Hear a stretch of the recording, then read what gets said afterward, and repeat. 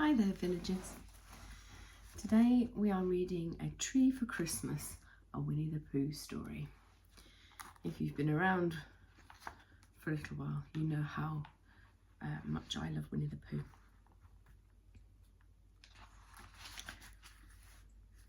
It doesn't say. I'm assuming it's an AA Milne or somebody's under license kind of Christmas book. So anyway, here we go. I saw in a book, said Winnie the Pooh one wintry day as he sat in his cosy little house with Piglet, that at Christmas you should have a tree in your house, covered with decorations, lights, and looking wonderful.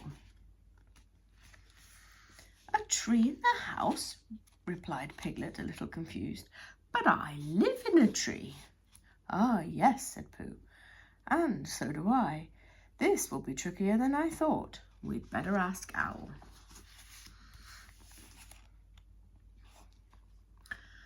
A tree in a tree, exclaimed Owl when they explained everything to him.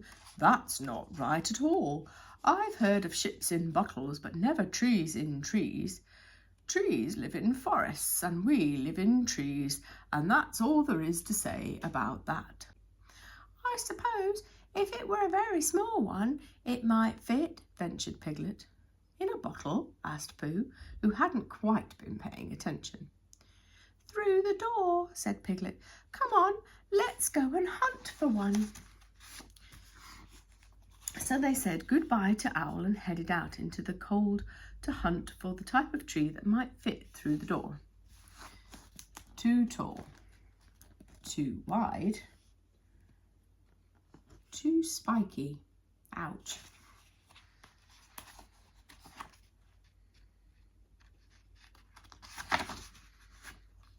What we need, said Pooh, is a not very grown tree, and not very much grows at Eeyore's gloomy place, so let's try there.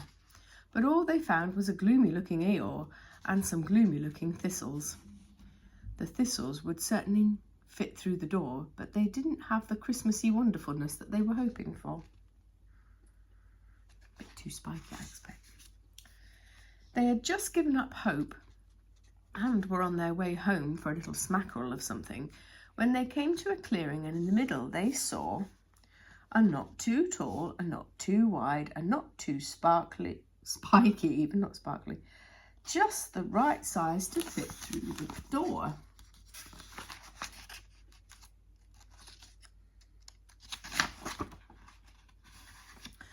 And now we must get it home, said Pooh, and he pulled and Piglet pushed. But the little tree didn't want to be moved. It seemed quite happy where it was. It's still a lot bigger than them though, isn't it? By now, nearly everyone in the 100-acre wood had heard about the great Christmas tree hunt and had gathered to help. Tigger had tried to bounce it out of the ground. Rabbit had tried to nibble it through the trunk. Kanga spoke to it very firmly to the tree and said, "That's quite enough fuss." But the tree stayed exactly where it was. Just at that moment, the first flakes of snow began to fall, and Christopher Robin came whistling through the forest. "Hello, everyone," he said brightly, and he saw their dejected faces. "Why, what's the matter? Cheer up, it's nearly Christmas." "Exactly," said Pooh. "It's nearly Christmas. We haven't got a tree looking all Christmassy and wonderful. We found this one, but it wants to stay in the forest." "Oh, I see," said Christopher Robin. "Well, if the tree won't come for Christmas, then we'll bring Christmas to the tree."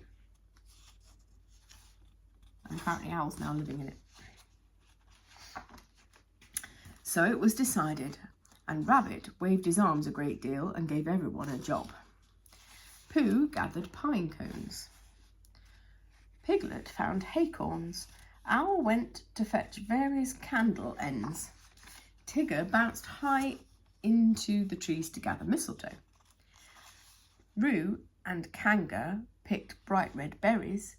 Eeyore offered his back as a lowish stool, and Christopher Robin hung everything on the tree. Then, very carefully, Christopher Robin lit the candles. Hang on, isn't he only about 7? I wouldn't let him, a 7-year-old, anywhere near candles. Roo squeaked and squealed with delight.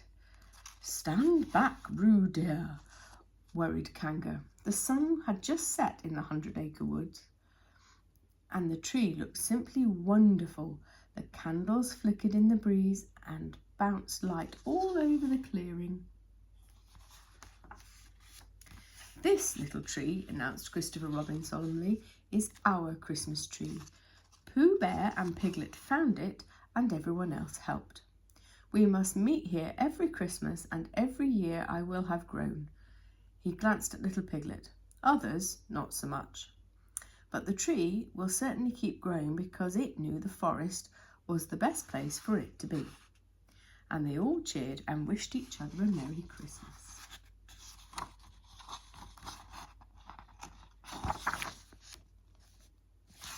And then it might have snowed. Good night.